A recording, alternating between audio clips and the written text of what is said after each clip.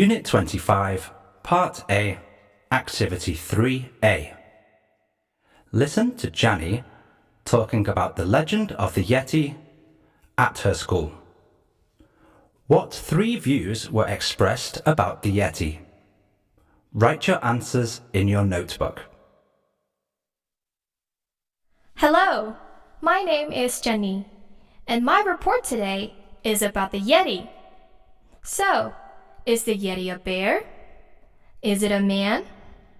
Is it an ape? Maybe a combination of all 3. Who knows? The Yeti is a strange, mysterious creature that some people believe lives in the Himalayas.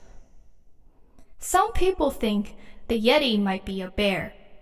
In fact, when the explorer Charles Howard Bury found some large footprints in 1921, he concluded that the footprints looked something like a man-bear-snowman. Some recent research based on DNA analysis has confirmed that the Yeti could be a hybrid of an ancient polar bear and a brown bear. However, this study was disproven by other scientists who said that the hair they took DNA samples from was damaged, and there was no exact match to the polar bear that existed a long time ago. Still others believe that the Yeti may be half human, half ape, similar to how humans looked like thousands of years ago.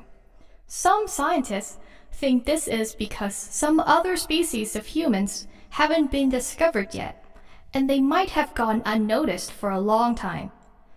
Whether the Yeti is a bear man or an ape man, one thing is certain: it can't be small. In fact, some people say its average height is about 6 feet. That's 1.8 meters. Others do not believe in the Yeti at all.